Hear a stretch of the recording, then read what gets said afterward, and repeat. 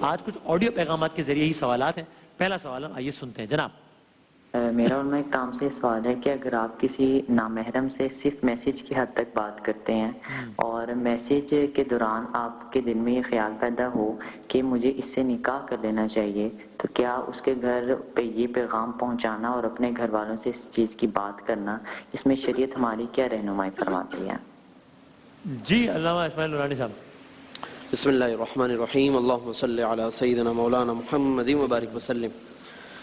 دیکھیں، پہلے تو اس انداز سے اس طرح بات چیت کا سلسلہ، چاہے وہ ڈائریکٹ ہو، زبانی ہو، یا میسیجز کے ذریعے ہو کسی نامحرم کے ساتھ، تو شرعاً اس کی اجازت نہیں ہے. یہ تو ایک الگ بات ہے کہ نکاح کا ارادہ ہوا نہیں ہوا، اس کی وجہ سے پچھلا جو ایک تسلسل تھا باتوں کا وہ صحیح نہیں ہو جائے گا.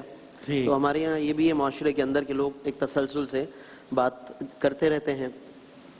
لہٰذا اصل تو پہلا ایک جو ہمیں اس حوالے سے کلیئر ہونا چاہیے کہ اس طرح بات چیت کا یہ سلسلہ ڈائریکٹ ہو یا میسیجز کے ذریعے ہو، شرعاً اس کی اجازت نہیں ہے اگر وہ سامنے غیر محرم ہے تو. صحیح ہے. اچھا، اب دوسری بات یہ ہے کہ جو نکاح کا ارادہ ہو رہا ہے، تو اگر ایسا ارادہ ہے تو اس پر پھر مطلب اس کو واقعی پھر عملی جامہ یا تو پہنائیں تاکہ وہ جو بات چیت کا سلسلہ ہے اس کو ایک صحیح رخ مل جائے. یعنی واقعی پھر جب نکاح کر لیں گے تو پھر تو یہ صحیح رشتہ ہوگا، سارے معاملہ صحیح ہو جائیں گے. تو پھر ایک پیغام دیں، باقاعدہ ایک طریقہ ہے اس کے مطابق تاکہ صحیح ہو جائے. ورنہ جب تک یہ خالی ایک ارادہ بھی بعض اوقات ایک وسوسہ ہو جاتا ہے، شیطان یہ وسوسہ ڈال دیتا ہے کہ بھائی چونکہ اس سے بالآخر نکاح کا ارادہ تو ہے ہی، لہذا بات چیت وغیرہ کے سارے سلسلے صحیح جا رہے ہیں کیونکہ یہ بالکل اجنبی نہیں ہے، کم از کم اس سے فیوچر میں میرا ارادہ وابستہ ہے. تو یوں بھی شیطان ایک جواز فراہم کر رہا ہوتا ہے. تو اس طرح مطلب ایک گناہ کے اندر انسان مبتلا رہتا ہے اور اس سے حد یہ ہے کہ گناہ بھی نہیں سمجھ رہا ہوتا. تو یہ اور زیادہ خطرناک ہو جاتا ہے، اس لیے اس سے بچنا چاہیے. بالکل صحیح، بالکل ٹھیک. اس میں کوئی اختلافی یا کوئی اضافی بات ہے تو بتا دیجیے. بسم اللہ الرحمن الرحیم. جیسا کہ مفتی صاحب نے ارشاد فرمایا، اس میں ایک رخ اور بھی اگر دیکھ لیا جائے تو مناسب رہے گا کہ مثلا فرض کیجئے کہ جو نامحرم ہے اس نامحرم کی ایج کی کوئی لمٹ تو نہیں ہوتی ہے.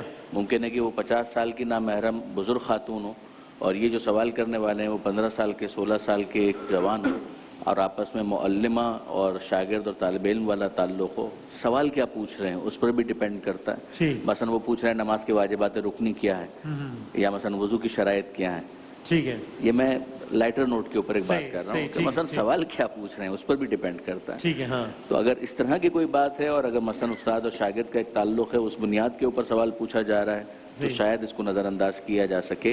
لیکن اگر جس انداز سے سوال ہوا ہے کہ بعد میں نکاح کا ارادہ ہو جائے، سے لگ ایسا رہا ہے کہ شاید ایج ڈیفرنس کم ہے اور وہ تبھی تو وہ ذہن بن رہا ہے. میں اس کو جنرلائز کر رہا تھا. لیکن ٹھیک ہے، اگر اس اعتبار سے اگر آپ بات کریں تو پھر ظاہر ہے کہ اگر ایک عمر کے اس اعتبار سے دیکھا جائے نا تو معاملہ بہت حساس ہے. صحیح. ہمارے ایک بزرگ دوست تھے، یعنی سینئر عالم تھے، وہ ایک جملہ کہا کرتے تھے کہ جوانوں مجھے تم پر اعتماد ہے، تمہاری عمر پر اعتماد نہیں ہے.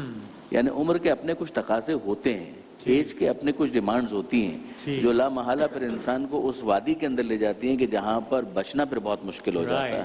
لہذا اس کو اگر ایوائڈ کریں تو بہت بہتر ہے. آیت اللہ سیستانی اس کو منع ہی کرتے ہیں. اچھا، چیٹنگ کرنے کو منع کرتے ہیں، فقہی طور پر ہی اس کو فقہی طور پر بھی منع کرتے ہیں.